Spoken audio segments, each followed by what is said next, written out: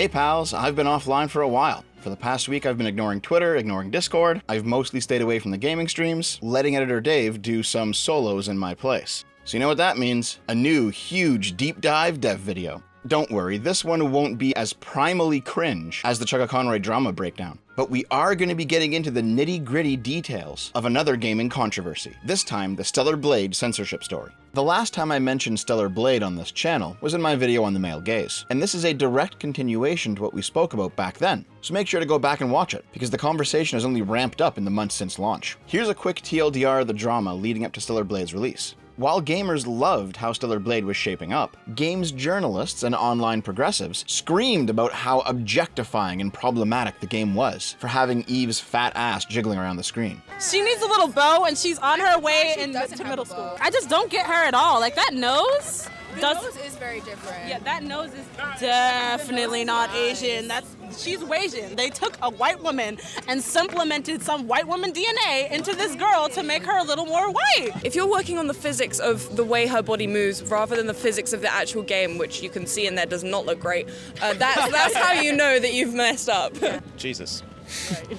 Seems like they're over-sexualizing her. Yeah, definitely over-sexualizing her. I think it's just men that's never touched a woman in their life not knowing what the fuck they look like. And so they're like, this is what women in my video games always looked like. So why are we changing it? It's like, because it's not real, bro.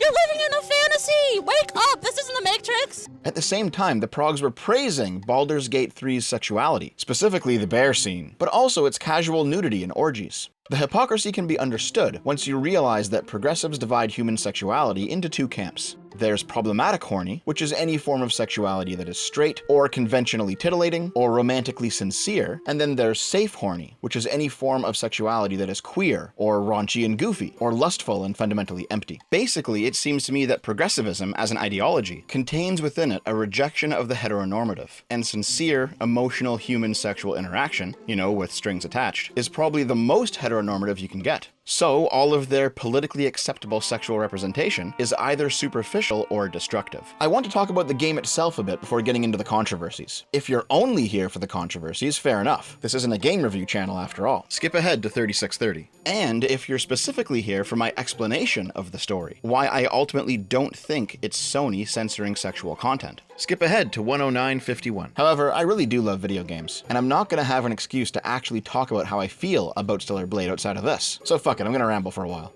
So, let's talk about Stellar Blade.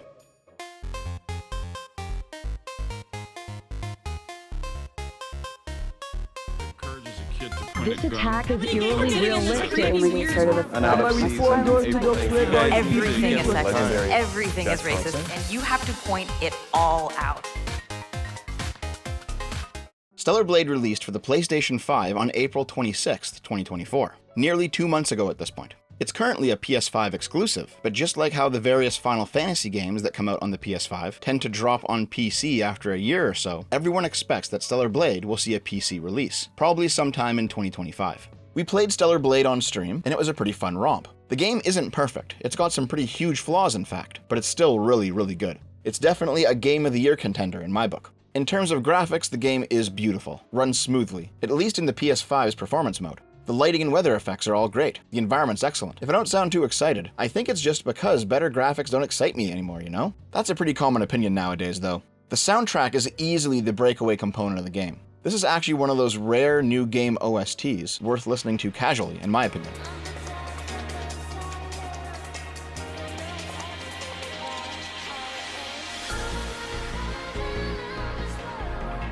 In terms of the game's pacing though, it actually feels like the middle third has been ripped right out. Let me explain. After the intro sequence setting up the story, the first level is an overgrown city pulled straight from The Last of Us, where you learn the basic mechanics of the game, cutting your teeth on some low-level enemies, and a few of the easier mini-bosses. After that, you make your way to the hidden city of Zion, where a group of human survivors live. Spelled with an X this time though. You don't want the Wachowskis beating down your door telling you that Stellar Blade's actually a trans allegory. Wake up! This isn't the Matrix! After getting acquainted with the townspeople, the game sets you up with its primary MacGuffin hunt. There's two this time around. Hypercells are needed to power up the city of Zion, allowing more humans to wake up from their cryostasis. And alpha cores are needed from the corpses of the biggest, baddest Natibas to unlock the Natiba nest. The Natibas are the weird aliens that you fight. Eve accidentally collected the first of each of these back in Eidos 7, the overgrown city. After a series of cutscenes setting all of this up, Stellar Blade's first open world section becomes available, the craggy beige and brown Wasteland. The Wasteland map has all the things you've come to expect from open world gaming. Towers to climb that fill out the map or activate save points, respawning enemies that aren't too tough and are good to grind on, side quest objectives that you need to bring back to town, and oftentimes unmarked treasures, merchants, and quest givers. Eventually though, you'll find the entrance to an underground dungeon, where the game shifts in tone from a fast action combo-y game to a slower, more methodical, more puzzle-solving game. These sections require you to only use your gun to get through them, and while you're down here, there's this quiet, low-light atmosphere, these creepy, slow-crawling enemies, all of the usual survival horror tropes. But to be honest, none of it really works all that well. The game is just not balanced around the gun being a strong mechanic in its own right. It's always relegated to a supporting role back on the surface. It seems like the reason these sequences have infinite ammo refill stations in each room is because the gunplay just isn't built out enough to support it being a central pillar of the game. At the end of the dungeon, you fight a boss, get a lore dump, and find a hypercell. You bring the hypercell back to Zion and power it up a little bit more. As a result, more NPCs wake up from cryosleep, more shops and quests unlock, and most importantly, the city's scanning range increases, allowing you to detect another Alpha Natiba. This one's in a derelict construction site named Matrix 11. Bit on the nose there this time. And once you defeat the spoilerific boss at the end of it, and bring the Alpha Core back to Zion, the wise old man character tells you where you can find the next hypercell. It's at this point that your gamer senses should be activating. This sounds like Stellar Blade's larger gameplay loop that you can expect to repeat several times, with enough familiarity that you can see the pattern, but enough difference that it doesn't get boring. A lot of linear games operate like this. For example, the Legend of Zelda games have a very simple loop. Stock up on supplies, explore an overworld section, clear a dungeon, return to town, rinse and repeat. The first half of Hollow Knight also has a very similar loop. Enter a maze-like area with branching paths and loot to grab, explore until you fight a boss and learn a new ability, use the new ability to overcome an obstacle you couldn't tackle before, enter the next area, rinse, repeat. Not all games operate like this, obviously. Open world games have a completely different way their contents are laid out. But the advantage of this type of game structure is that it offers a level of familiarity to the player. Most games will run this loop a handful of times before changing something up. For example, Zelda Skyward Sword does it 3 times before the game shifts into a different loop structure. Hollow Knight does it 5 times before the game becomes totally open world, though experienced players can sequence break out by loop 3 pretty easily. So it's at this point that the game design of Stellar Blade is telling the player, okay, here's how the game works. A huge playground map opens up for you to quest in. Somewhere in that map is a gun-only dungeon that contains a hypercell. Bring the hypercell back to expand your town and discover the location of an Alpha Core. Go get the Alpha Core, and the next huge playground map will open up with the next dungeon in it. Rinse, repeat. And that's what happens. After Matrix 11, the next open world area, the Grand Desert, opens up to the player. However, after you complete the second gun-only dungeon in the Grand Desert, the game just skips ahead to the end. Back at town, everyone's like, oh yeah, we actually only need one more Alpha Core, and it's at the space elevator, the game's obvious final level, since traveling there is a point of no return. In terms of both the game's narrative and simply the amount of stuff that we've played through so far, it feels like there should have been at least 2 more loops worth of areas before hitting the final stretch, which is why the game feels like its middle third was cut out. In terms of basic game mechanics, Stellar Blade's got everything here for a solid action game. Everyone compares it to Nier or Dark Souls, but I actually think the closest comparison is Star Wars Jedi Fallen Order. It's got some light Souls elements, with enemies respawning at campfires, but rather than having strict Souls-like level design, Stellar Blade pulls pages from Fallen Order's playbook of splitting up the explorable areas into designated chunks, which clearly alternate between combat sections and platforming sections. The platforming isn't great, the jumping in this game is kinda stiff, there's no tight Mario-style controls here or anything like that, making the areas where platforming is required a bit frustrating. Also, our old friend Yellow Paint is here again, inexplicably telling you which ledges you can grab onto. The combat itself is the game's highlight, and well, it's stellar. You have your usual light and heavy attacks, and the dodge, parry, and counterattack systems also feel a lot like Fallen Order. Enemies are varied enough that you never actually really get bored of any of them, though seeing them reuse bosses as the game progresses is never a good sign. The only truly weak spot, as I said before, is the gun. Most of the various ammo types are actually kinda useless, and those rare times when it would come in handy, you never have enough to get the job done. There's a skill tree where you can spec out the various aspects of your character, but the gun is so useless that even if you were to try and make a gun-specific build, I think it would just be a waste of skill points. Now here's the thing. I have been critiquing Stellar Blade for like the past 10 paragraphs of the script of this video, which might sound like I hate the game. I don't. It's really, really good. Certainly worth full price. It's got some serious flaws, but it knows what it is, and it's sincere about what it's doing. I think that's why people are gravitating towards the game despite the flaws. Sincerity. Stellar Blade is frankly not a very new story. It takes place in some indeterminate future, where the Earth has been overrun by vaguely defined, little understood monsters, and humanity, having been driven to near extinction, wages a desperate war of survival. All of the normal twists of that story archetype are played straight, from the mysterious monsters either being transformed humans or having some special connection to humanity, a major character who actually knows a lot about the history of the world that he's keeping a secret, generally because he's involved in the disaster, and a revelation that the surviving humans actually aren't quite human themselves. If you're thinking that this sounds kind of like Attack on Titan, or Evangelion, or Scarlet Nexus, or Nier Automata, or hell, Death Stranding, you'd be correct.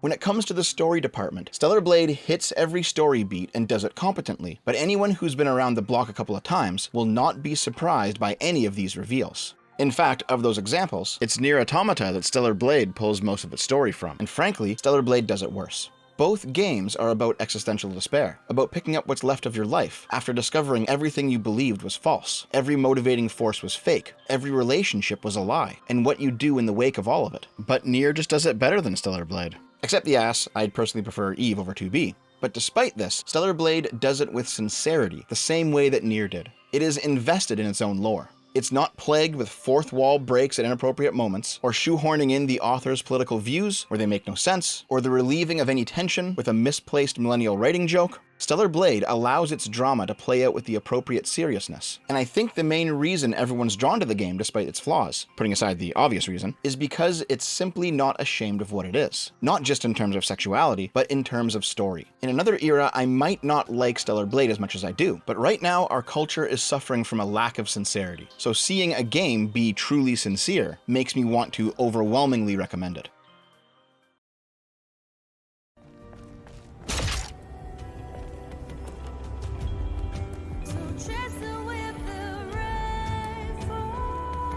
And it's not just me. Gamers everywhere are overwhelmingly flocking to Stellar Blade, for all the reasons I just outlined, but for others too. The CEO of Shift Up, the developer of Stellar Blade, Hyung-Tae Kim, gave a Korean language interview where he confirmed that microtransactions, or core parts of the game made into DLC, all that stuff that gamers hate right now, none of that will be a part of Stellar Blade.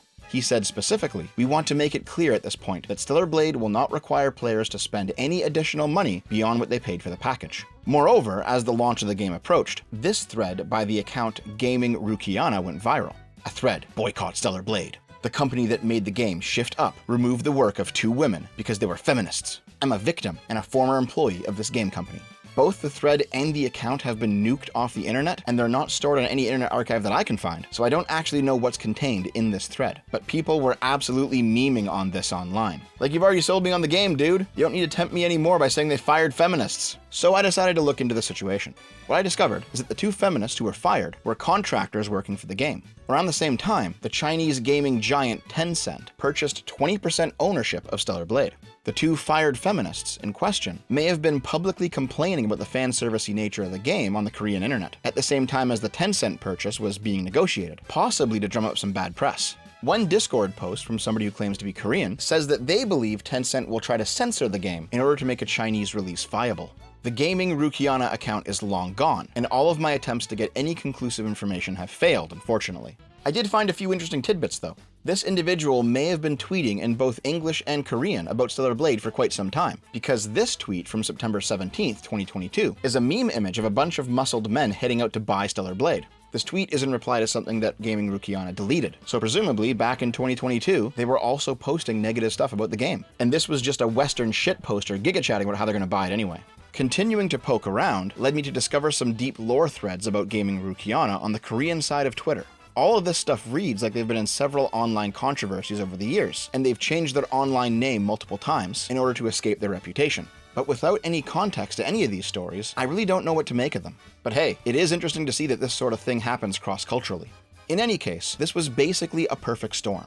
Gamers loved the game for several reasons. Online progressives hated it for several different reasons. Everything aligned perfectly for this to be a shit show, and it was. Stellar Blade sold 1 million copies in 24 hours, and the progs went into overdrive cope mode. The game sucks, it doesn't do anything new. Gaming's moved on from this. It's excessive that you like it so much. This is one case in a very long history of cases where progressives, especially progressive journalists, view it as their duty to set the cultural standard, and they always react with vitriol when average people are not in line with their expectations. Their reporting reeks of bitterness. Like, yeah, fine, it was good, but we just can't let you have it. Why are you still talking about it, gamers?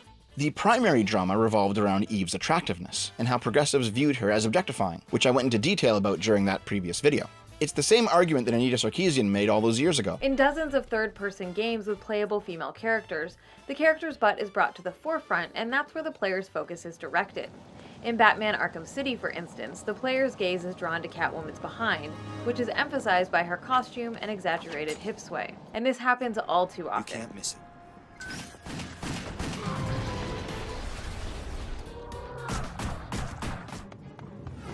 This emphasis on the butts of female characters communicates to players that this is what's important.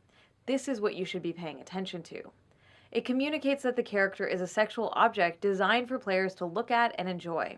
Yes! And to be fair, there are a lot of coomers out there enjoying this game for the obvious reasons. Compare these two. Look at the meat, like the muscles, the quadriceps, above the knee, just around the knee. You can obviously see that it's getting squished by the stockings and the calves.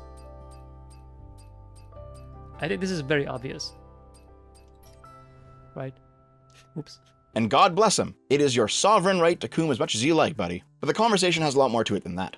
There is no doubt that Kim is our guy. He confirmed as much when he directly said that hundreds of hours of development time went directly into Eve's ass. Other game devs came out against Stellar Blade, like David Jaffe, the creator of God of War, who said, "I love how the game that's supposed to be for real men who love hot chicks and hate wokeness rewards them for pre-ordering with lots of clothes and accessories to play dress-up with." Listen, dude, I know that you've shriveled up with trolls remorse over the years, but I remember exactly what you put into the original God of War games. You are not going to shame anyone over liking hot chicks. What made the shaming really hypocritical was that the Aphrodite character from Hades 2 got revealed at the same time, and the people doing the Stellar Blade shaming immediately turned around and began to publicly drool all over their own naked lady. It's safe horny, guys. I know I'm a broken record at this point, but that's what it always boils down to. Your sexuality oppressive, their sexuality empowering.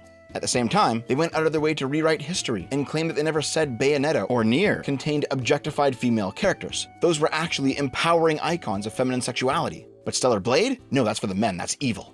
You know, this is the internet, right? We can go back and see progressives making the same claim about 2B or Bayonetta back then that you're making about Stellar Blade right now. She carries with her 4 pistols, 2 of which are strapped to her high-heeled boots, which provide the perfect opportunity for her to contort her body into pornographic poses, including spreading her legs and doing a little flip in the air to kill the bad guys. When she lands, she does a little sexy pose for the player, complete with the sound of a camera shutter snapping. Yes! But it gets even better, because one of her most powerful weapons involves her stripping all her clothes off and turning her hair into an evil demon weapon fighting machine. Yes! These people are actually just trash. If it's theirs, it's good. If it's yours, it's bad. And if they can take it from you, they will. Some of them even went so far as to claim that Stellar Blade was causing violence against women. The death of women, even. The editor-in-chief of IGN's French division said in a comment thread on their Stellar Blade coverage, "Go tell the women who are hit, killed, denigrated, or who commit suicide because they can't live up to the fictional standards expected by men." The problem is not the sexy design itself, even though it sucks, but the males who will only want this type of fictional body in reality. Obviously, we understand that this does not shock people who think that women are objects who must obey and be beaten. This design makes us sigh and roll our eyes, and we laugh at anyone who needs it. This clashing remark only has this impact because of a good portion of gamers who've become too fragile due to being fed the patriarchy. Right, so because Eve is hot, male gamers will beat up women who aren't as hot? Is that the logic here? Actually, that's exactly their logic, because that take was actually given in English. Just a month ago, I saw people gazing and mouthwatering over a nude mod of Leon in Resident Evil 4, and it seemed normal. But when people get fan service of female characters, suddenly it's a problem. The sexualization of women in broad strokes leads to assaults and killings, whereas the sexualization of men is kinda cringe. I hope this helps. None of you can ever make fun of Jack Thompson again. You have woked yourself back around to his position. But like I said, Kim is our guy. He said in another Korean interview, "I know in the West, game characters have to reflect realistic appearances in many ways, and that many issues like gender and racial diversity are intertwined. However, Stellar Blade is only a cultural entertainment product. I hope you will keep an eye on this, as a fun action game has just been released." In other words, Kim is rejecting the Gramscian position. He's saying he has no moral obligation to represent any specific political point of view. He is simply making the game that he and his team want to make. Quit having fun. There is one more interesting mini-story before we move on to the big one, the outfit censorship thing. According to Famitsu, Stellar Blade was the highest-selling game during its launch period in Japan. One Japanese gamer reported on Twitter that some stores were restricting purchases of Stellar Blade to one per customer, which apparently is not a normal practice over there. Another person stated that he's seen several stores that are completely sold out, so it seems like Stellar Blade is set up to be a success in Japan, just like it is everywhere else. But there's also something weird going on here. If you're in North America or Europe, go look at your copy of Stellar Blade.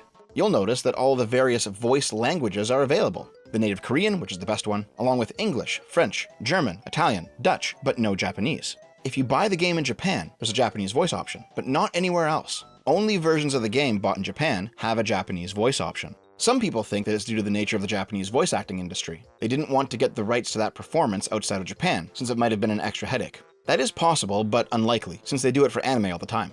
I have my own theory. I don't have any proof here, this is just a dev hunch. For the past decade, South Korea has been trying to compete culturally with Japan at its own game. K-pop overtook J-pop, K-dramas overtook J-dramas. Korean animation hasn't dethroned anime yet, but man, there are a ton of highly talented Korean artists out there. And they're aiming at video games too.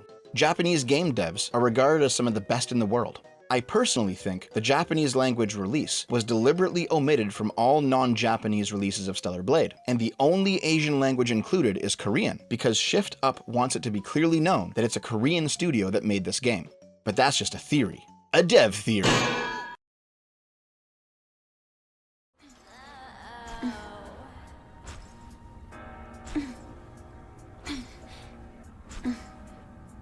Alright, let's finally talk about the big controversy surrounding Stellar Blade. However, in order to do so, first I need to fill you in on the game's various versions and their differences. Stellar Blade, like most modern games, had a Day 1 patch on April 26, 2024, same day the game launched. If you bought the first run of the physical edition of the game, like I did, the version of the game on the disc is 1.000.000. We'll just call this version 1.0. The Day 1 patch is 1.002.000. We'll call it 1.2. If you bought the digital edition of the game, when you downloaded it, it was always version 1.2. You can't access 1.0 without a physical disc. 1.2 adds New Game Plus and Hard Mode, with a series of palette-swapped new outfits available in the locations of their original counterparts on your second playthrough. If you want to play on version 1.0 of the game, you have to disconnect your PS5 from the internet and then put the disc in. If the PS5 is connected to the internet, the minute you put that disc in, it will phone home looking for an update, even if you set the PS5 to never check for updates. Yeah, it just ignores that setting entirely. This is actually pretty annoying, because the minute your PS5 knows that a patch for a game exists, it will refuse to launch the game at all. Seriously, I did a fresh install of Stellar Blade 1.0. I let the PS5 connect to the internet, and it queued up a 1.2 patch install. I cancelled the download and disconnected the PS5 from the internet, and it still wouldn't run the 1.0 version of the game. I had to uninstall the game entirely and reinstall it from scratch, from the disk, in order to be able to access 1.0 again. What a hassle. 1.0 and 1.2 aren't the only versions of the game though. The Stellar Blade demo is considered 1.001.000 for some reason. Let's call that version 1.1. I'm assuming this means the demo is actually a version of the game with a few more bug fixes than 1.0, since they probably had to declare a complete version and start printing discs for retail pretty early on. But maybe some future bug fixes that were in 1.2 might have been able to be squeezed into the demo? I don't know. And on May 24th, 2024, version 1.003.000 dropped. Let's call that version 1.3. This version added a boss rush mode for people who had completed the game at least once, and also added a few new outfits, which we'll discuss later.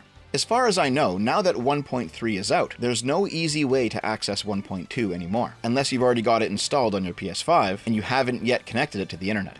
Every 1.0 version of Stellar Blade, once updated, will now automatically install version 1.3, skipping over 1.2. So there's 4 versions in total. 1.0 the disc version, 1.1 the demo version, 1.2 the Day 1 patch, and 1.3 the May 24th patch. Future dev here inserting this in post. While editing this video, patch 1.4 dropped on June 18th. It adds a few quality of life improvements, including the ability to access the hair salon on the go, which means you're no longer locked into one hairstyle after going to the space elevator. Additionally, 2 new outfits were added, which look pretty nice. But none of this changes anything that I'm about to say regarding the Stellar Blade censorship controversy or the origins of the outfit changes in between versions. I will say though, in a world where new skins cost up to $10 a pop, looking at you Suicide Squad, the fact that Stellar Blade's new outfits are free and you just gotta unlock them by playing the game, Shift Up has my undoubted undying support for that alone. I'm being this detailed and autistic because I actually went through and examined various differences on each patch myself personally, at least as much as I could.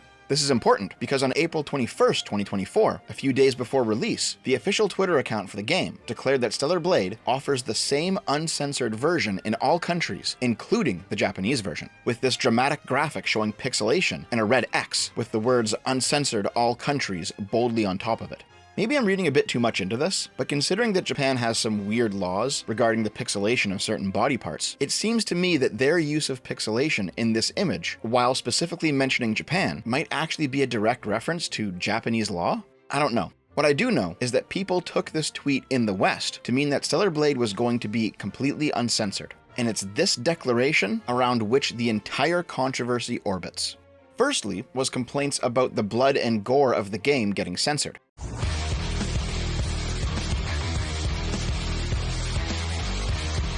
Some people on Twitter said that Sony, not Shift Up, but Sony themselves, censored the game's violent content in the Day 1 patch. I'll explain why it's Sony specifically later. And fair enough, there is clearly significantly more blood on Eve herself in the first picture compared to the second. Though I'm not exactly sure I'd call the second one censored, it's still very bloody. That is literally a fountain of gore in the background. When I first saw this, I thought it might be a difference between the PS5's performance mode versus its resolution mode. In performance mode, the PS5 favors smooth gameplay with high frame rates, and will sacrifice graphical fidelity in order to achieve it. This generally means lower resolution textures and less particle effects. In resolution mode, the PS5 will sacrifice frame rate in order to make the game look its absolute best. So, since the original tweet showed the death animation of the first mini-boss, I decided to go and defeat that mini-boss 6 times. 2 times on the disc version, 1.0, once in performance mode and once in resolution mode, 2 times in the demo version, 1.1, 1 performance and 1 resolution, and 2 times in the Day 1 patch, 1.2, 1 performance and 1 resolution. What I found is, while there is a bit more blood on resolution mode for all 3 versions, the difference isn't really that drastic, and none of them are anywhere near the level of blood on Eve in that first picture back in that tweet. So, right now at least, when that fan claimed that the Day 1 patch censored the gore, it doesn't look like it, since that level of gore isn't on the disc version either. There might be a little bit more blood on Eve's face in the demo versions, but the amount of blood on her body looks the same.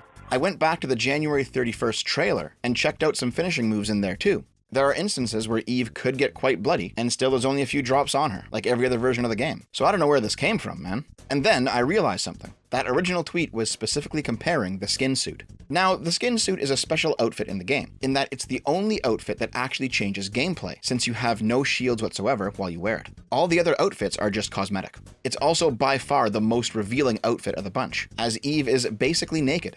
You unlock the skin suit whenever you take all of Eve's clothing off, because the developers knew exactly what they were doing when they made this game. But the deal with the devil is pretty clear. You can have your fully naked sex doll Eve, but only if you play the game without any shields. So I went back and killed the boss with the skin suit. And there it is. The demo version, 1.1, had that crazy amount of blood on Eve's body, but the other versions didn't. The blood only appears while naked and only in the demo. Whenever Eve is wearing clothes, in any version of the game, demo or otherwise, the blood covering her body does not appear. So this is a real change, don't get me wrong, but it's something that most players would probably never even notice, since very few of them actually take on bosses without shields. Now, maybe you think that all outfits should be drenched in blood after a big finishing move. And fair enough, but that was never in any version of the game that we played. And then, of course, there's the whole hard R thing. It's a derogatory racial remark that has divided people for many years. And a J. Edgar Hoover elementary teacher has now been suspended over calling a student the N-word. This story is actually pretty funny. Beside the bounty board in Zion, there's a shopkeeper named Roxanne, who will sell you patterns for new outfits based on your relationship with her. Yeah, I forgot to mention this earlier. You have a relationship meter with each of the main NPCs in town. Though in the case of Roxanne, it quite literally seems to be a relationship, as she's constantly hitting on Eve every time you go to pick up new bounties or buy new outfits. Hey, I wonder why all of the evil, bigoted gamers who love this game didn't complain about this obvious example of LGBTQIA+ representation. Could it be because it's not annoying or overtly political, or clearly the author speaking through a character in order to lecture the audience? Well, Roxanne's shop is called the R Shop, and there's a sign pointing the way to it, a big neon R with the word shop underneath. Seems normal. But it just so happens that right beside the R Shop sign was a bit of graffiti saying the word hard. Now, this graffiti is used in multiple places in the game, generally as part of the background. I assume the game devs had a bunch of graffiti textures that they occasionally reused across the game as part of the scenery. And there's no way that a bunch of Koreans could have possibly known this, seeing as they probably don't speak English, but in the West, hard R refers to using a specific racial slur in its, more vulgar configuration. I'm not gonna deny that I dropped my fair share of hard R's back then because we didn't even, the term hard R didn't even exist. So this is one of those unintentionally hilarious things that occasionally comes out of cross-cultural interaction. Nobody actually thinks that the game devs at Shift Up intentionally slipped this in as a slight against black people or something. The graffiti hard paired with the letter R has no meaning in Korean, and knowing that nothing was actually intended here is what makes it funny in English. Hard R is a symbol that normally represents something taboo to us, but we also know that the people who created the symbol this time didn't actually violate the taboo, and so we laugh because it's the appearance of impropriety without any actual impropriety. But it's 2024. You can't have anything be funny anymore. Mr. Pedo claims the version ending in gur is the racial slur, but that he was using a different version of the word ending in ga that means the same as buddy or best pal. IGN wrote in its article on the situation that the artwork that appears to reference racist slurs was unintentional and will be changed in the game's Day 1 patch. And yes, all of the usual suspects came crawling out of the woodwork to talk about how problematic Stellar Blade is now. If there was only some kind of group you could contract to give media a, I don't know, sensitivity read and avoid creating work like this for yourself in the future? No, Game Journo. Shift Up should not be contracting Sweet Baby Inc. Go fuck yourself. If that rumored $7 million price tag for their consulting work is true, I bet it was probably cheaper for Shift Up to just swap out the texture in the next update. I find it extremely difficult to believe this was accidental, but who knows? Why? Why did you find it difficult to believe that people who do not speak fucking English accidentally did this? Could it be because you are looking for a villain? Keep in mind that this is Arthur Gies, the co-founder of Polygon, the male feminist who said back in 2014 that Bayonetta was sexist and objectifying. This is of course from before the LGBTs reclaimed her.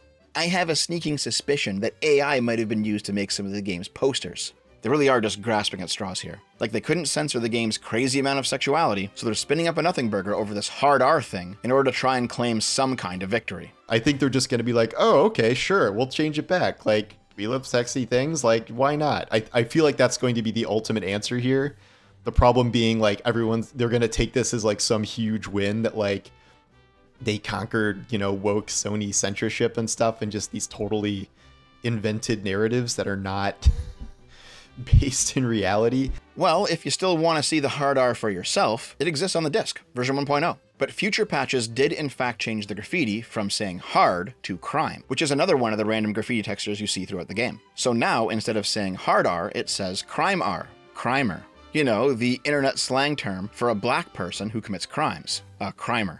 This is actually hilarious. They fixed the problem by putting in something that is unintentionally even more racist. And this time, it's too obscure for the normies to get it. Fucking incredible. It's like when you growing crops and you strip the soil of its nutrients and goodness, and then you can't grow nothing. You gotta rotate your race of sludge. I guess the question is, when the Stellar Blade Twitter account proudly proclaimed that the game will be uncensored, do these changes, the blood on the skin suit, the hard R, actually count as censorship? Well, in order to answer that, we need to talk a bit about what censorship actually is. Let's begin with the normal definition. The suppression or prohibition of any parts of books, films, news, etc. that are considered obscene, politically unacceptable, or a threat to security. This is a pretty good starting point. What's being said here is that the creator of a piece of speech is being prevented by an authority from speaking his true intention. For example, if you wrote a novel with a gay character while living in a religious country, and the government stepped in and said, no, this character must be made straight, or we won't let you publish the book, the author is being censored by the government. More specifically, the author has an intention for his work, and the government is imposing its own rules on that intention.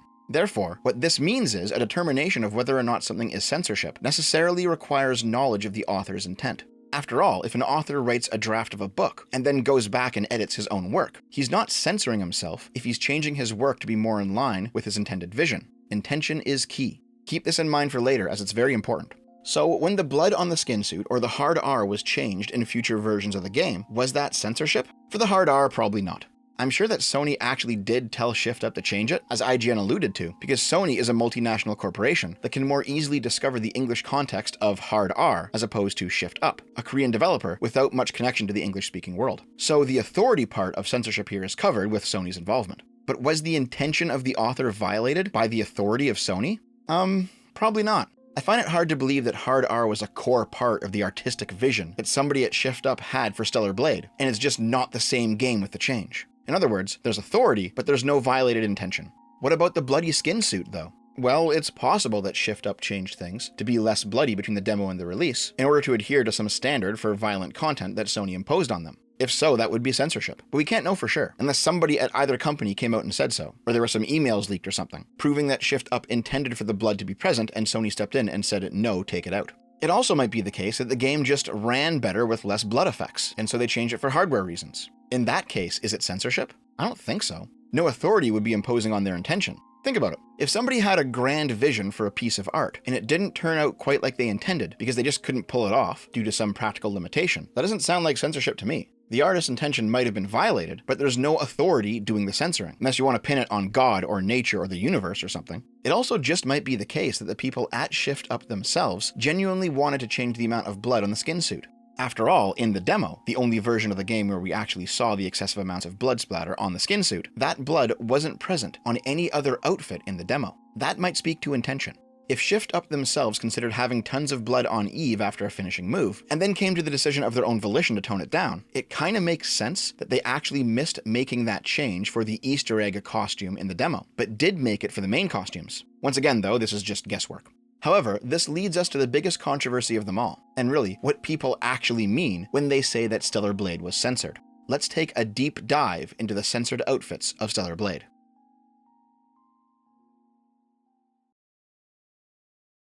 Actually, before we do that, I'm going to really quickly say something to those jerks who skipped over all this Kino content back at the start of the video. I put a lot of work into this shit. Let's get some revenge on them. What do you say?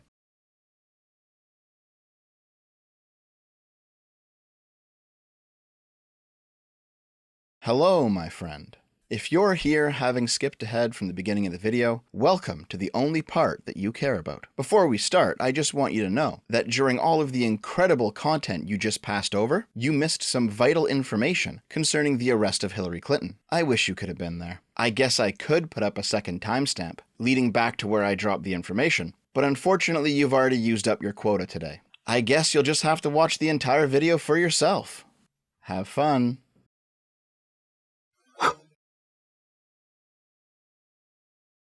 When people talk about the Stellar Blade censorship controversy, they're not really talking about the hard R change or the blood splatter change, both of which we covered in the previous part.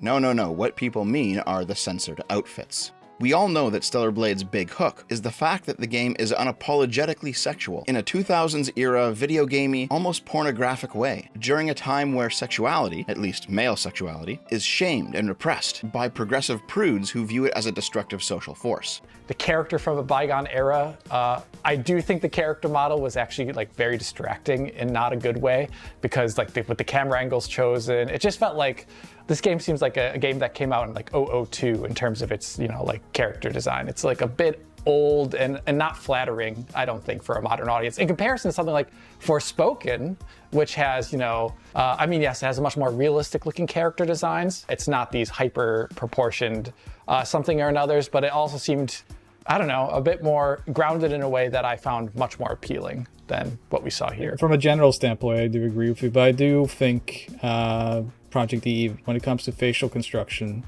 it does have some merit though, because the characters look very different. It's just that once you go, neck down, there's a lot of issues on display. That's the problem. These progressives cry that Stellar Blade is imposing unrealistic body standards on women, despite Eve's body actually being based on scans taken from a real Korean model. Nonetheless, it's Eve's attractiveness in an era of, frankly, unattractive female characters in gaming that caught everyone's eye. It wasn't only titillating, it was refreshing.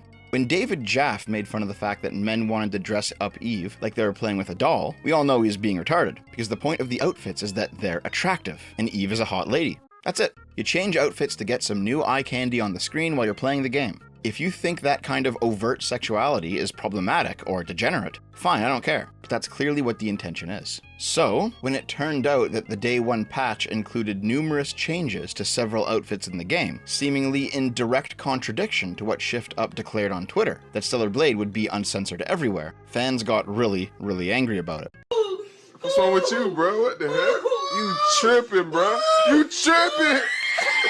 Now, just like with the blood effect comparisons earlier, I personally sat down and autistically recorded every single outfit unlocked across all of our save files of Stellar Blade on versions 1.0, the disc, 1.2, the day 1 patch, and 1.3, the May 24th patch. I didn't do it for 1.1, the demo, because frankly, there's not really any outfits to collect in the demo. I want to warn you right now, the rest of the video gets ridiculously autistic. We are doing the deep dive into what is, let's be real, something that really doesn't matter all that much in the grand scheme of things. Like, I guarantee you, nobody's going to be on their deathbed thinking, God, I wish I spent more time on those Stellar Blade outfits. But we are interested in the truth here on this channel, no matter how irrelevant, so let's go. Before we start, I want to point out that the vast majority of the outfits across all 3 versions of the game remain unchanged, at least as far as I can tell. The various planetary diving suits, the outfits that look more or less like normal clothing, and some of the more cosplay-esque outfits all appear to be the same between versions 1.0, 1.2, and 1.3. Even the skin suit, you know, the one where Eve is buck naked, entire bare ass hanging out, there's no difference. So let's look at what's actually changed. Keep in mind that each of these outfits have color-swapped variants unlockable on New Game Plus, and whatever changes are on the original are usually also on the variant. First is the bikini, Blue Monsoon. On 1.0 it shows a little bit more of Eve's boobs and butt than it does in 1.2 and 1.3. I'm talking like an inch more of fabric. Can you see it? Well, if you can't, the website freestellarblade.com, yes that's a thing, we'll talk about it later, has made these handy comparison GIFs. See it now? There's a little bit more coverage on the 1.2 version of the bikini than the 1.0 version. Not much, but hey, it's something.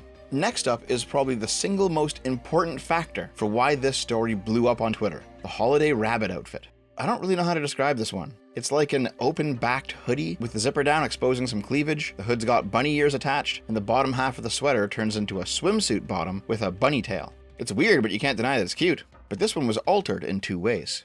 If you can't see it, I'll put those GIFs up again. Firstly, an extra line of gray fabric was added to the bottom, covering up more of Eve's hips and ass. And secondly, a lacy undergarment was added to the boob window of the sweater.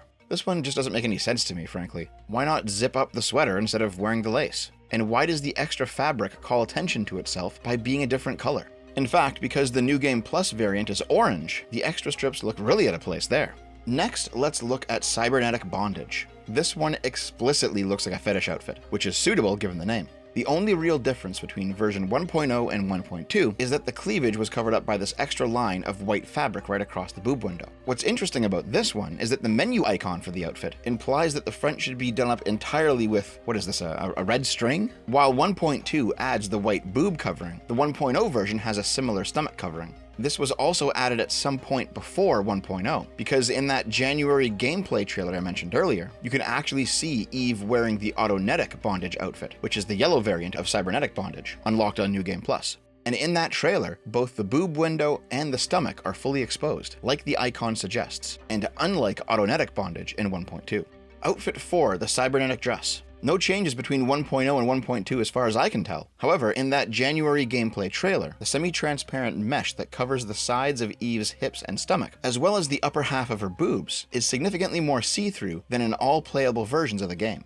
Outfit 5, Mutan Peony? How do you pronounce this? I don't know, man, it's the Chinese dress. In real life, it's a traditional Mandarin dress called a qipao, which is actually making a comeback in modern fashion. Again, no changes between 1.0 and 1.2 regarding the playable outfit, but during the game's clothing tutorial, you can actually see a version of it with no pantyhose, only bare leg. This actually caused some overzealous people on Twitter to lie and claim that the hoseless variant was actually available to wear in 1.0, but that's just not true. So that was a fucking lie. In fact, one consistent thing I noticed about this story is that for every legitimate outfit change, there is at least one take where claims of censorship were made that ended up not being true, but everyone got mad anyway. I guess some people just like to be outraged. For outfits 6 and 7, I'm gonna have to rely on my fellow internet autists, as I have to admit I never found all the cans or caught all the fish in order to unlock these final 2. Sorry, there's limits to even my autism. The Black Pearl outfit looks like some vaguely Chinese-inspired lingerie. It's already pretty sexy, but in the digital manual included with 1.0, you can see that the reward for finding all the cans is a different version of Black Pearl, with the sides of Eve's stomach exposed.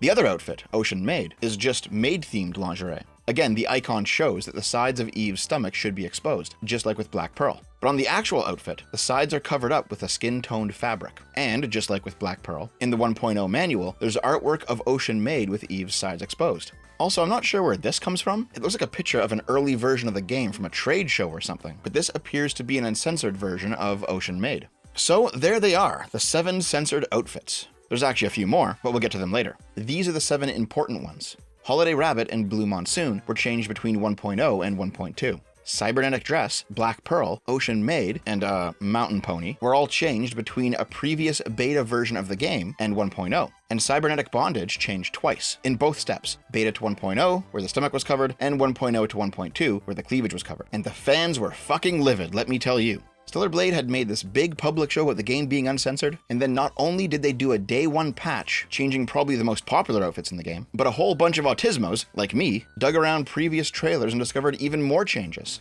This turned into a huge shit show. It was all over social media. Progressives were out there calling people who cared degenerate incels or whatever. But most importantly of all, fans were wondering why. Why plant your flag in the sand on being anti-censorship, only to release what appeared to be censored versions of the game? What's going on here? Well, there seems to be 2 common answers to that question. The first is that Stellar Blade is being censored by Sony. The original outfits constitute the uncensored vision of the developers at Shift Up, and Sony is coming in and forcing them to make changes. The second answer is that Stellar Blade isn't being censored at all, but rather the developers at Shift Up intended all along for the 1.2 version of the outfits to be the official ones. Let's examine both of these possibilities. The first answer, that Sony is censoring Stellar Blade by forcing them to change these outfits, that is what most Stellar Blade fans believe online, and not without reason. Sony has a history of doing exactly this sort of thing. They've censored Asian presentations of sexual content for years now on both the PS4 and PS5. Not Western presentations of sexual content. You can still watch the ugly muscle girl get bummed in Last of Us 2 all day long. But starting in late 2018, Sony began to censor Japanese games not only overseas, but in Japan as well. On December 1st, 2018, in a Japanese-only interview, the then president of Sony's Interactive Entertainment Division said, regarding the regulation of the depiction of content, it's simply a matter of matching global standards. As for freedom of expression, we have to think about what might be unpleasant for children and shield them from those things while also thinking and assessing ways to find a balance.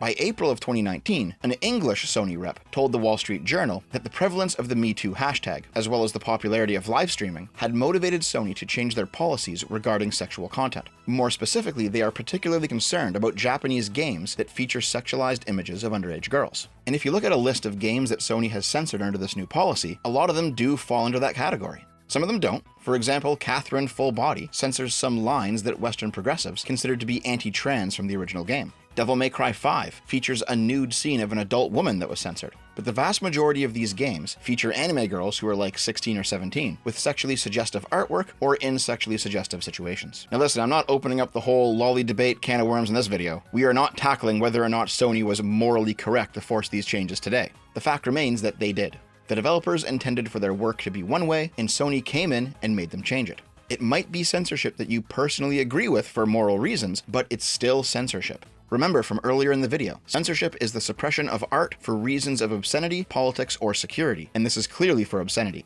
So there's a not unreasonable assumption on the part of the fans that Stellar Blade is similarly suffering under the Sony boot.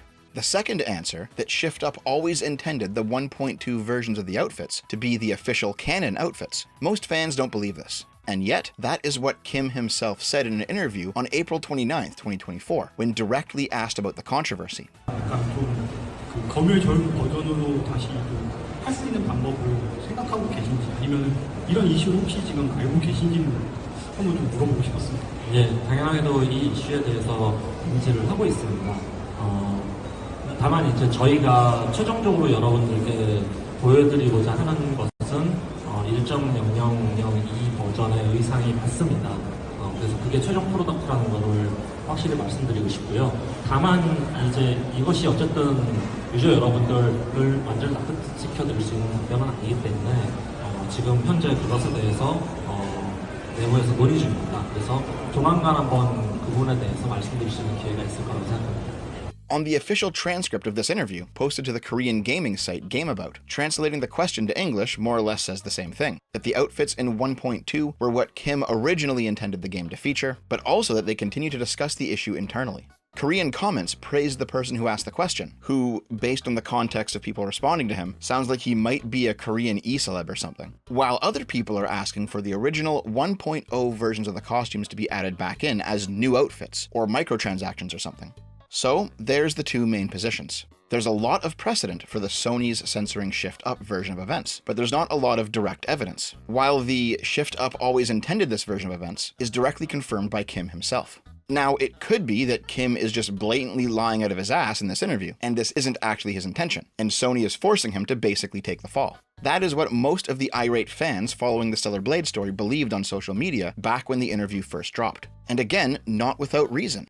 On April 16th, 2024, shortly before the game came out, IGN published a conversation between Kim and Yoko Taro, the director of Nier Automata. In this talk, Kim confirms that he was heavily influenced by Nier, which is exactly what I said earlier, and what everyone noticed before he even said it. It's pretty obvious. But then they have this interesting exchange. Yoko Taro spoke a bit about his work on Drakengard, and how the darker tone of that story led to a fight between him and the higher-ups at Square Enix. That conversation opened the door to this little back and forth. Yoko asked, "Speaking of which, Mr. Kim, I want to ask you if there were any fights with Sony Interactive Entertainment, since they are publishing Stellar Blade." Kim replied by glancing at the Sony reps in the room, laughing and saying, "The people at Sony are very, very nice." Yoko answered with, "Sony's staff members are pulling faces I've never seen before. I wish the readers of the article could see it." So this could be just some playful banter, but Stellar Blade fans are taking it as rock-solid proof that Kim's hands are tied, and he simply has to go along with Sony's dictates. It is well within the realm of possibility that Stellar Blade has been censored by Sony. But if you're out here saying that you absolutely know this is the case, that Sony is confirmed the villain, no, you don't. It's a good guess, but it's not confirmed. Definitive proof would be something like an email leak from Sony or Shift Up, confirming that Stellar Blade was edited to conform to Sony's sexual content policy, or someone from those companies coming out and making an official statement to that effect. Though we did get an official statement from Kim saying the exact opposite. And despite this, the people who are hardcore tuned into the story, let's call them the Stellar Blade truthers, because that's a fun name, they didn't believe him. It seems like a declaration of authorial intent is only acceptable to these guys if it conforms to a pre-existing bias. For hypothetical sake, let's assume for a minute that Kim was telling the truth, that the 1.2 outfits actually do represent his legitimate artistic vision. Firstly, if it's a true statement, then any changes implemented in 1.2 is definitionally not censorship. In fact, if Kim actually meant the statement, and then Sony forced him to restore the 1.0 content, then that would also be censorship, even if Eve is showing a bit more skin. Censorship doesn't simply mean when there's less sex. Censorship means violating the intent of the artist. If the artist's intent is that there should be less sexual content in his work, forcing him to make it sexier is just as censorious as forcing a lewder artist to make his work less sexy. Secondly, it seems to me that when Kim says 1.2 was always my final vision, we can then ask the question, why were the changes not already in 1.0? Here's what I mean. Take the Holiday Rabbit outfit, the poster child for the whole controversy. If Kim actually intended for this triangle of lacy fabric to cover up the cleavage, as it does in 1.2, why wouldn't it be there in 1.0 on the disc? Was the costume simply unfinished in 1.0? Was it a bug maybe? Is it possible that on 1.0, the texture of the lace is actually present, but due to a glitch, it's set to be invisible or something? If somebody hacked into the game files on the disc and discovered that was actually the case, that all of these censorious additions were actually present on the disc in 1.0, but just mistakenly disabled, that would actually be extra evidence that when Kim said in the interview the 1.2 costume changes were not censorship but intended, that was the truth. But we don't have that evidence, not yet. As far as I know, nobody's decompiled the game and gone sniffing around or anything like that. But those giga-autists at freestellarblade.com did notice something slightly off. For any costume that was updated after 1.0, Eve's head model doesn't connect quite right with the new body model. There's a visible seam on the lower neck. Do you see it? Look, it's right there. The lighting engine is interacting differently with the two different pieces in a way that is not present on an unaltered costume. The Stellar Blade truthers think that this is proof that these costume edits were rushed out at the last second. But the question remains, why? Was it really to satisfy Sony's whims? Or is there some other explanation? Well, that's a question that I think I can answer. But first, let's switch gears to something a little different.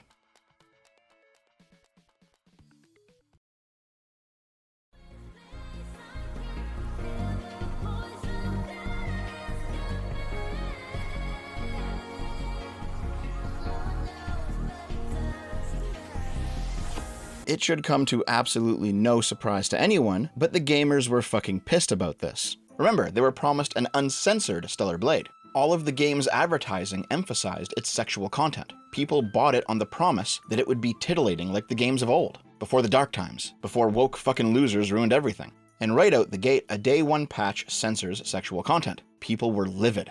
Leading the charge on this was the Twitter account Grummz, aka Mark Kern, a former World of Warcraft developer who initially got into culture war shit as one of the big original voices back during Gamergate. He's been bouncing around over the years, but he recently blew up back into prominence with his constant coverage of the Stellar Blade controversy. He actually started the hashtag #FreeStellarBlade, which that giga-autist website would eventually be named after. He also started a change.org petition, which actually got a fair bit of traction, maxing out at 92,000 signatures. He went all over the internet, doing interviews about the story and hyping the petition up. Grummz was all in on getting Shift up to change the censorship back.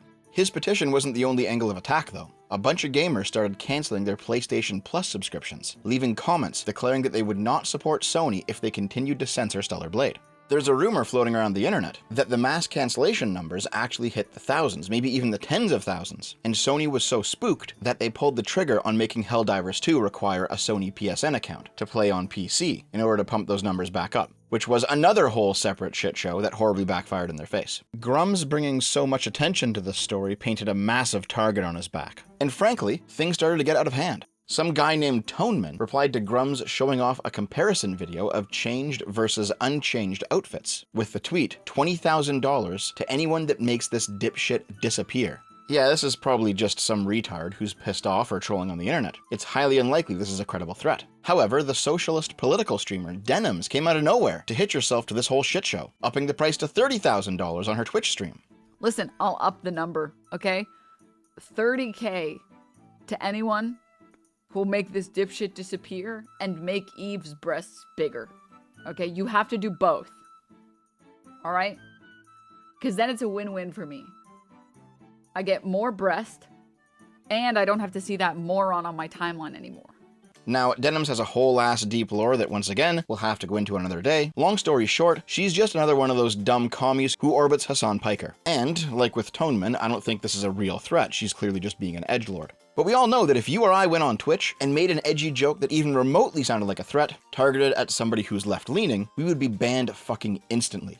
On Twitch, the rules only cut one way, and it's quite obvious that Denims is privileged. She basically just skated on by past the drama despite everyone flooding her Twitter and reporting her Twitch. Another Twitter account named Gremlo raised it to $50,000, again clearly wording it as a joke, and Alyssa Mercante, the editor-in-chief of Kotaku and Sweet Baby Inc. darling, hopped in as well.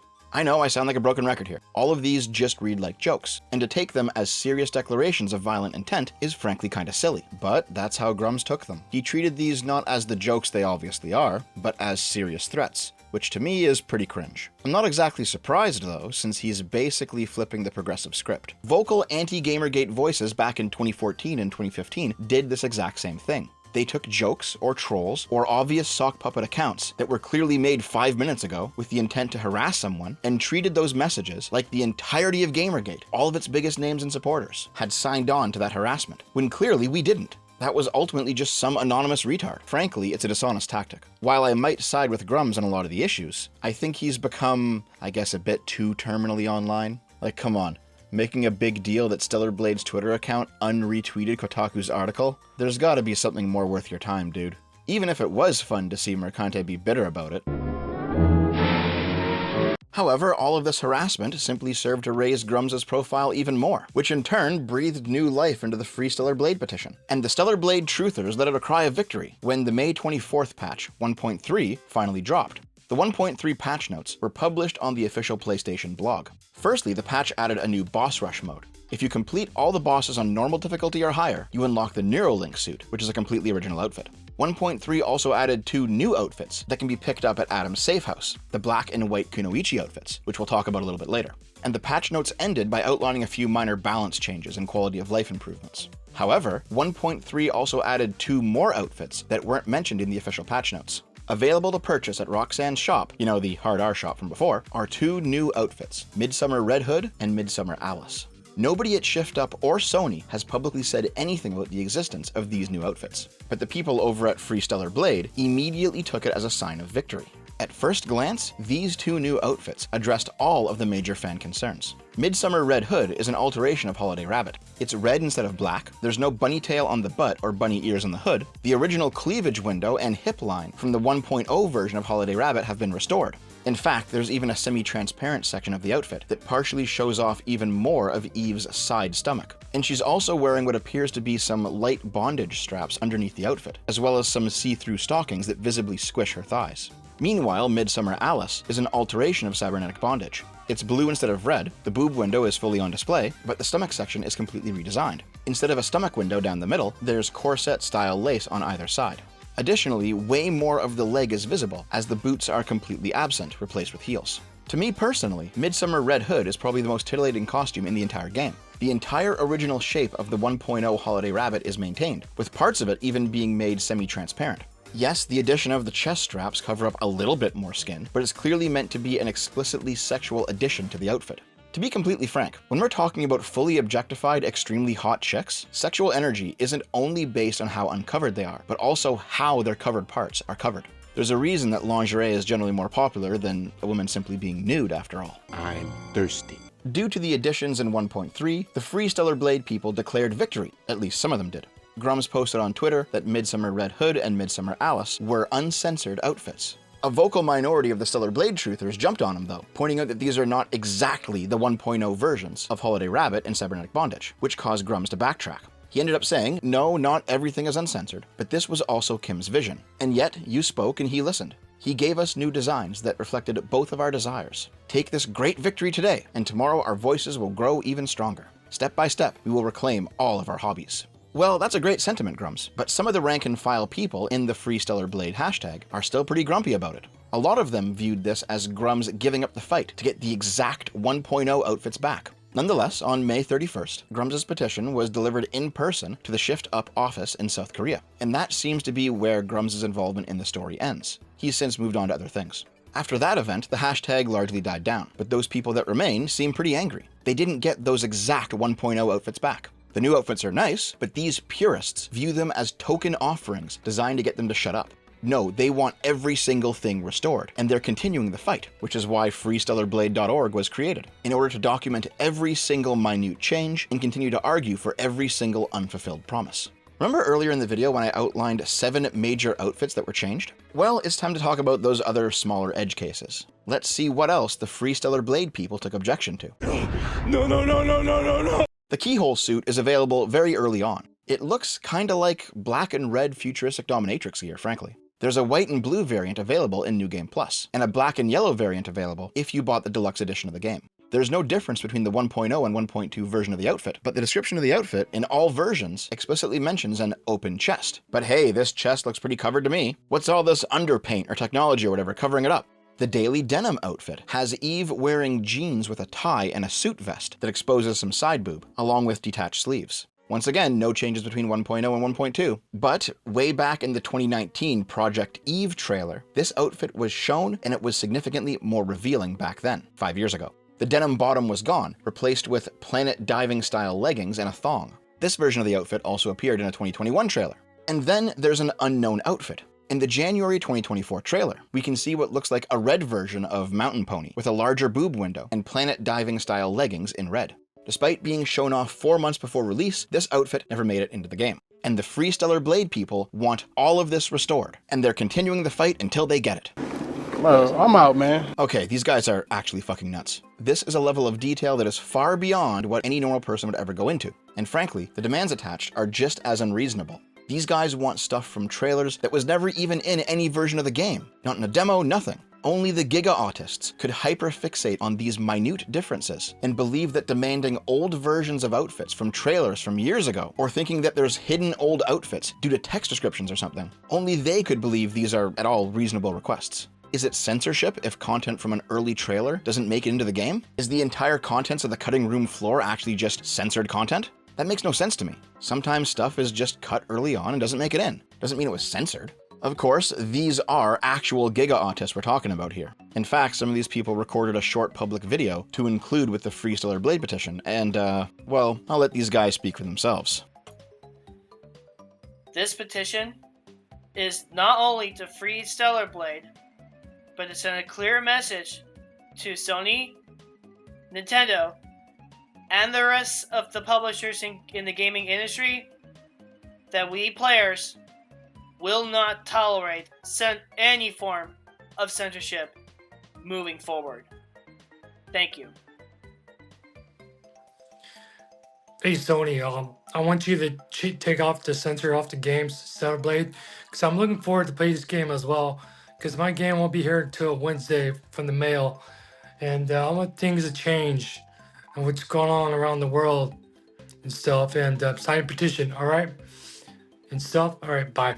Oh my god, I don't want to make fun of these guys. They clearly don't have much going on. Please, fellas, go outside. I'm begging you. Hold on a minute. This actually seems kind of familiar. Wait a second. DOA. Dead on arrival. Welcome to the Resistance. We've got something big to break to you that CNN and Nick Knows won't tell you about. Sony wants to put a VR headset on your head to sign away the truth. Dead or Alive Extreme 3 is not coming out to the US, and we are not happy about it. They're not bringing Dead or Alive to America. It's a serious athletic simulator, and nobody's giving it the respect it deserves. As you can see in Exhibit A, the series has leaps and bounds of improved simulation and effects. What will the next level be? I'll never be able to find out because Sony is withholding their technology. You need to listen to our demands and listen to what we are here to say. I wanted to buy it in stores. I want it at Walmart. That's all I need it from. Demand number 2 is Arnita Sarcasmo is not in power anymore, and the social studies warriors are removed from power and terminated on site. Oh my god, that's right. Mega64 did a skit about people exactly like this back in 2016 when Sony refused to bring Dead or Alive Extreme 3 to the West. How the fuck is art imitating life before the life is actually happening yet? That leaves us with the black and white Kunoichi outfits. Now these two are kind of a special case. Kunoichi are female ninja in Japanese culture. They're often depicted as wearing the same clothing as male ninja, more or less. But in anime circles, the Kunoichi suit became quite popular. It's a skin-tight, form-fitting suit designed to be maximally aerodynamic and silent, with no loose bits to grab onto or to get hooked on something. And of course, it also leaves nothing to the imagination. I'm not sure if Taki from Soul Calibur popularized it, or the overwhelmingly popular fetish hentai, focusing specifically on this type of suit, but nowadays the word Kunoichi has a sexual undertone to it, at least on the internet. The black and white variants of the Kunoichi outfit, added in 1.3, look appropriately ninja-esque, but the internet discovered something strange about them pretty quickly. They actually existed on the disc, the 1.0 version of the game. Yeah, you can't unlock them on 1.0, but they are sitting there in the game files unused. If you update to 1.3, go and get the outfits, and then roll back to 1.0 using the method I described earlier, you'll find that while all of your New Game Plus outfits are gone, the black and white Kunoichi outfits are still there, and they're a little bit different. The flap that hangs below the belt, I don't know what you call it, it covers the front and back but not the sides. For both the white and black variant of the outfit, it's more transparent on 1.0 than on 1.3, allowing you to make out more of Eve's butt in a thong while walking around. This went viral as Sony censoring even more outfits, oh my god! But people are once again just lying, because these outfits aren't possible to get on 1.0. Yes, they have a 1.0 version that has a lower transparency in the flappy bit, but that version isn't accessible to your average player. You have to do a weird workaround to even get a look at it. Moreover, it's clear to me that the 1.0 version of the outfits are glitched, because after testing it for myself, the transparency of the flap actually changes depending on where in the game you are, which is probably why the content was dummied out in the first place. It wasn't working as intended. Listen, I understand the passion behind the whole Free Stellar Blade thing, I really do, but if your crusade has led you to the point you're claiming censorship because an outfit that you never even knew existed before was given to you in an update, and it's not exactly like the unreleased version that you accidentally unearthed, you guys have lost the fucking plot. I actually think this whole thing has kind of made Stellar Blade fans look unhinged. I was with you guys at the start for sure, but those of you who kept going after 1.3 kept going right off a cliff. Like here, put yourself in the shoes of a normie for a second. An average guy who liked video games when he was younger, but now he's working a regular 9 to 5, he's got a family and friends, he's only got a few hours a week to enjoy the latest game. He hears around the water cooler at the office that Stellar Blade is the next big PS5 release, and everyone's saying it's pretty good.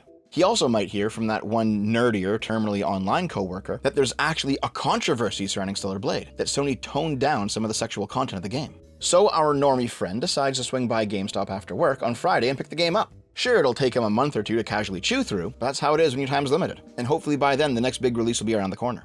He goes home, he pops it in, and he's subjected to the most over-the-top, blatantly sexualized game made in a long-ass time.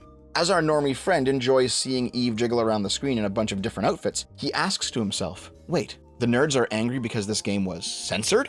This is how Free Stellar Blade looks to anybody on the outside. Autistic screeching over nothing. It's a total optics L at this point, and the people who are continuing the crusade are basically just ensuring that they become lolcows who will never be listened to again. Yeah, you haven't received all the exact outfits you want from 1.0 and even earlier, but you know what? It seems like you're not getting them. Considering just how much sexual content is in Stellar Blade, calling the game censored or desexed or whatever is just stupid to me. But this conundrum leads us into what I personally think explains everything.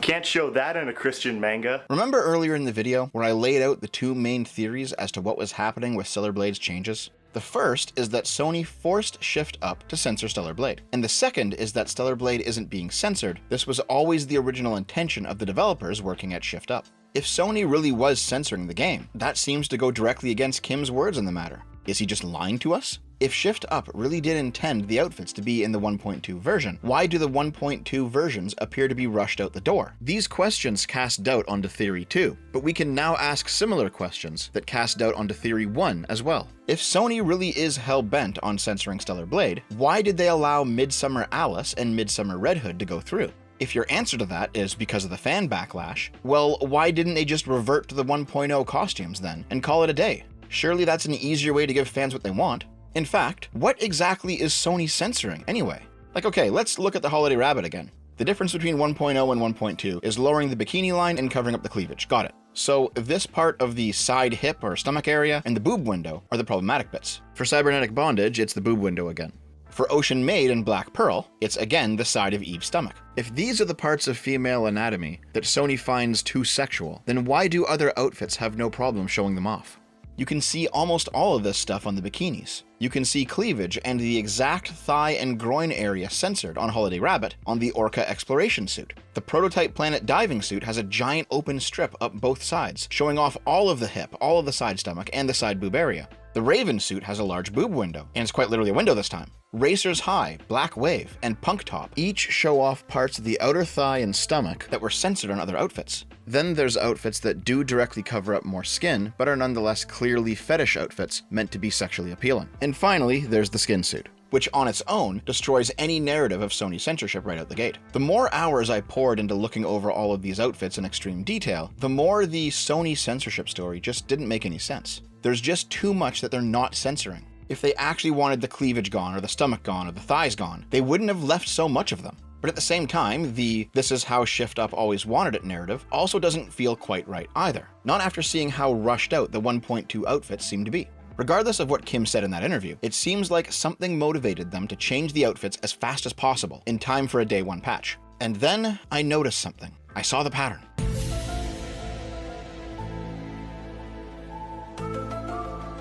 The changes on the cybernetic dress were relatively minor. They changed the opacity on a few transparent bits. That can easily just be written off as a stylistic choice. But the other 6 outfits, let's call them the Censored Six, that underwent noticeable changes for 1.2, they all have something in common. They're not original creations made just for Stellar Blade, like every other outfit in the game. They were real-life outfits, as in real clothing that you can actually buy and wear if you wanted to. What? No kidding. This actually shocked me a little bit. I don't know why, but it's true. It was actually Madame Savvy, a Twitter artist, who first gave me the hunch to go down this rabbit hole. She offhandedly mentioned on Sidescrollers at one point that the original outfit that Holiday Rabbit was based off of is an extremely popular piece of clothing for artists to draw their characters in the, let's call it, the lewd art community. It kind of occupies the same cultural space as the Virgin Killer sweater, which was a similar type of clothing. A long open back sweater that took off in the fashion community back in, I think, 2017, but soon enough everyone was drawing their characters in it. It turns out the Japanese name for the Holiday Rabbit is actually the Virgin Killer Sexy Bunny, making its open back design clearly inspired by the Virgin Killer sweater. What's really funny is, the model that was used as the basis for Eve's body, she's even done a photo shoot wearing the real-life Virgin Killer Sexy Bunny outfit. What's hilarious about this is, after the in-game Holiday Rabbit was changed in 1.2, the official Stellar Blade Twitter account retweeted these pictures from her Twitter, which just made everyone angry. But Holiday Rabbit's not the only outfit based off of a real-life article of clothing. Ocean Maid? Yeah, there's pictures of models actually wearing that outfit in real life. It's apparently a well-known erotic costume in South Korea, and on the advertisement photos you can see the real-life model's sides are completely exposed. Same with Black Pearl. You can find pictures of models wearing the real thing, and again, sides are exposed. Mountain Pony? Same thing. The model is wearing it without the pantyhose they added in 1.0. Blue Monsoon, the bikini, also exists in real life. This outfit had extra blue and yellow straps added to it, probably in an effort to make it look different. And finally, there's cybernetic bondage. Now, I'm gonna be honest, I don't have a real-life version of this outfit to show you, but I did see it once a few years back, without the boots, the gloves, the stomach covering, and the entire bottom piece. Even if I had the pictures on hand, I couldn't put them on screen, as it was from a Japanese porn. Don't ask how I know this. I'm thirsty. Refreshing. However, recognizing the pattern is not enough. Pattern recognition is the beginning of knowledge, not the end. Why would Shift Up change only those outfits that also exist in real life? Well, there's actually a documentary of the making of Stellar Blade, and there's some interesting info in there. Check this clip out.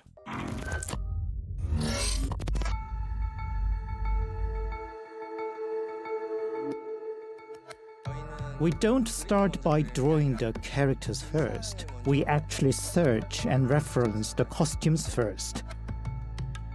We buy them, have a model wear them, and then scan them in 3D.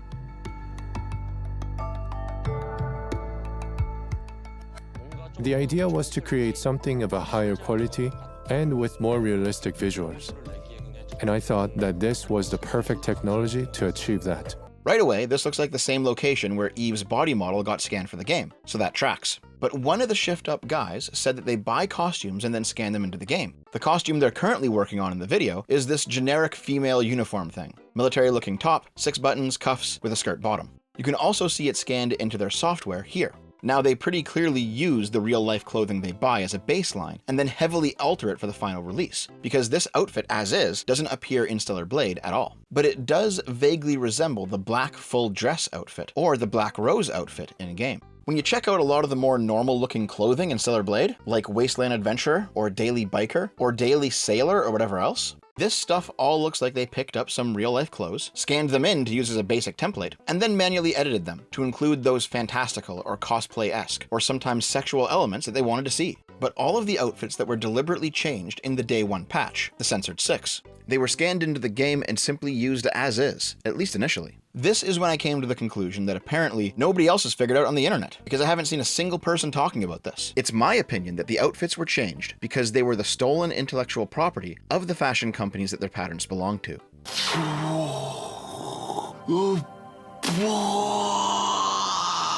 Here's what I think happened. I think there were some cheeky artists and modelers at Shift Up who knew that clothing like the Virgin Killer Sexy Bunny was not only sexy as hell, but was also a meme in the lewd art community, and that it would be great for both themselves and the fans to put Eve in some of those outfits unaltered. And it wasn't until the 11th hour that someone on the legal team noticed what was going on. This position explains everything. There's no longer any leftover questions. Why did Sony apparently force Shift Up to desexualize some outfits, but not others? Because the changes weren't actually done to censor sexual content. They were done to avoid infringing on the IP of the fashion companies they bought the clothing from.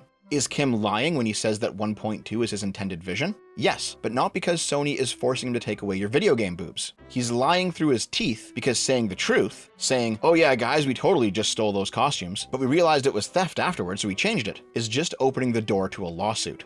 The lie in public gives him plausible deniability. He can now make the argument that whatever was in 1.0 was a mistake, and that Shift Up never intended any copyright infringement. This also explains why the 1.2 changes are a little bit sloppy. They were getting that shit out the door as fast as possible in order to cover their own ass. In fact, there was a rumor going around on June 4th that Shift Up forced one of their artists to delete their personal ArtStation portfolio because it contained some of their lighting work on Stellar Blade, accidentally showing the unchanged pre-1.0 version of the Black Pearl outfit in detail. Shift Up scrubbing the internet as hard as possible makes perfect sense if they're trying to avoid catching a lawsuit.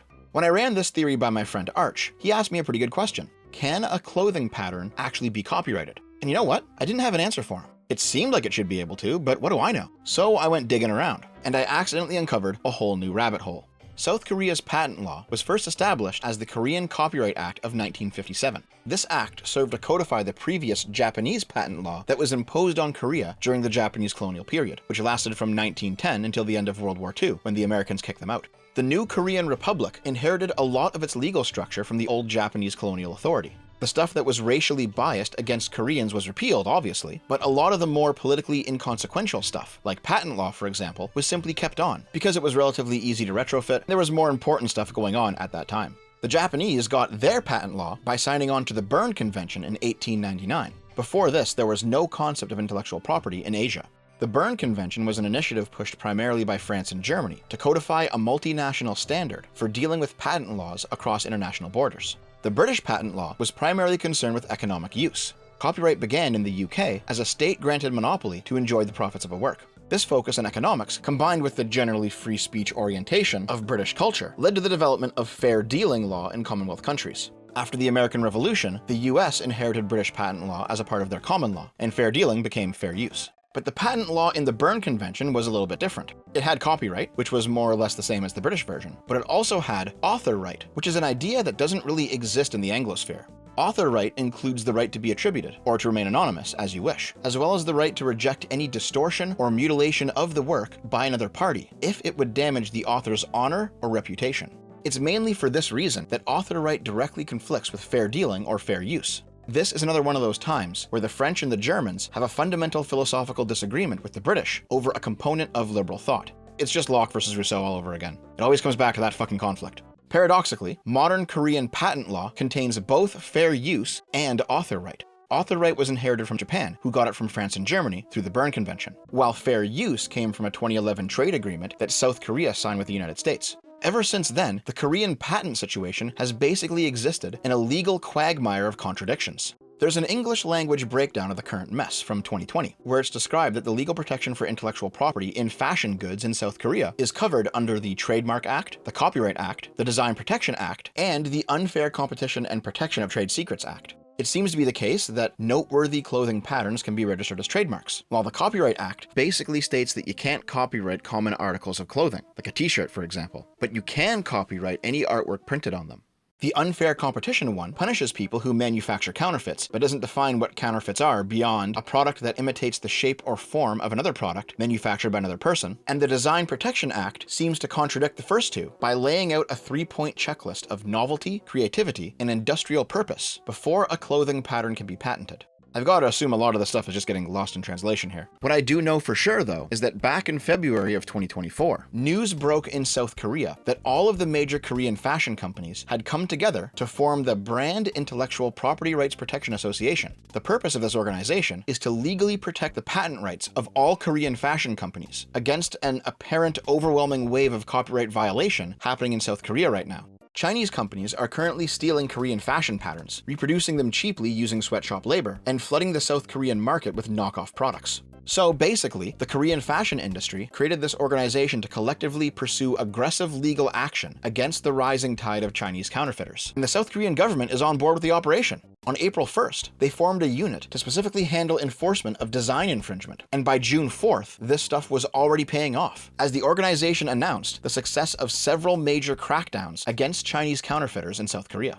All of this goes to show that the political environment surrounding patent law and the fashion industry in South Korea right now is a minefield. Both private business and the government are currently in hypervigilance mode, on the lookout for anybody infringing on any protected clothing patterns. With all of this context, it's not hard to see why Shift Up was in deep shit. Picture it, it's late March 2024. The team has been working on Stellar Blade for 5 years. It's weeks before launch, and there's costumes in the game directly ripped from actual clothing, completely unaltered. No kidding they rushed those edits out as fast as possible, and immediately put Kim on the mic to say that 1.2 was their intended vision. Once you put yourself in Kim's shoes, everything is immediately explained. Why some outfits were changed but others weren't, especially when the unchanged ones are often more sexy than the changed ones. Why even sexier outfits were added in 1.3. Why the 1.2 versions of outfits, with those changes to make them look less like the copyrighted work they're based off of, have technical problems. Why the original outfits have been scrubbed from the portfolios of Shift Up employees. This description of events has way more explanatory power than either of the two more common interpretations. That Sony is forcing censorship, or that Shift Up really did intend 1.2 to be the official version of the game. Which is why I'm surprised nobody else has put this together before. Really, guys? Am I actually the first one to get here? Usually, I'm really late.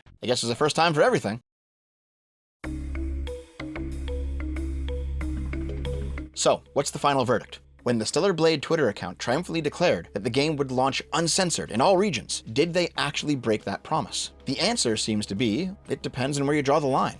By the maximalist interpretation, the answer is yes, they broke the promise. If your standard for censorship is that everything that was even glimpsed at during any alpha or beta for the game should be included, then Stellar Blade was censored. But then, every video game, hell, any creative work that ever goes through a round of editing is also censored. But if your standard for censorship is that anytime something is ever made less gratuitous in any way, less sexual or less violent or less profane, then again, yes, Stellar Blade was censored. But I think this view is frankly stupid. Like I said earlier, it's the intention of the artist that matters, not how sexy something is. Since the Korean copyright explanation best fits all available evidence, there's only one final lingering question. If your free speech is curtailed because it somehow violated copyright law, were you censored? That's actually not an easy question to answer. Once again, the free speech maximalist position is to say yes, of course. And in fact, most free speech maximalists reject the concept of intellectual property, patents, or copyright to begin with, since your ability to copy a work is, in a way, its own form of expression. Moreover, we've all seen what happens when copyright law is abused. We're all on YouTube. We've all known of content creators who have had videos taken down that are clearly fair use, but someone is underhandedly using the DMCA process to censor someone. Hell, it's happened to me. If abused, copyright law can be a tool of censorship. But remember, South Korea's standard for fair use is not the same as ours. Author right means the holders of IP are significantly more protected from transformative uses than we're used to. All that being said, when we look at the claim that Stellar Blade will launch uncensored everywhere, nobody's actually thinking about the legal conversation. I think what most people expect is, was Eve put into a burqa or something? Was the game desexed? So here is my final layman's answer. Stellar Blade is overwhelmingly an uncensored game, and the people who are complaining about the most minor of differences, like the 1 inch of fabric on the bikini, or one of the mesh parts being slightly more opaque, and then using that to make the claim that the game has somehow been desexed, you're out of your fucking mind. Aside from actual porn games, Stellar Blade is easily the most overtly sexual game to come out in the 2020s, at least so far. However, the ways in which it may have been legitimately censored seems to stem not from some puritanical attack on sexual content, but instead because the people at Shift Up were dumb enough to steal patented clothing, put it into the game without any alterations or permission from the IP holders of that clothing, and then they were forced to walk it back because they were in danger of being sued into oblivion. If you want to call that censorship, that's fair, but personally, I call it stupidity. Anyway, Stellar Blade is still a phenomenal game. It's fun as hell. It's still really sexual too, despite the changes. And those people who are still keeping the free Stellar Blade torch burning at this point, frankly, need to find something better to do with their time. This is unironically a victory, all things considered, guys, even with a couple of wrinkles in the carpet. Give it a rest. Oh, also, guess what? It turns out that if you wear the Kunoichi outfits and somehow get an upskirt angle, they actually modeled Eve's vagina on them. I probably can't show this to you on YouTube, but if you do a CSI enhance, it's very clearly there. Yeah, censored game my ass.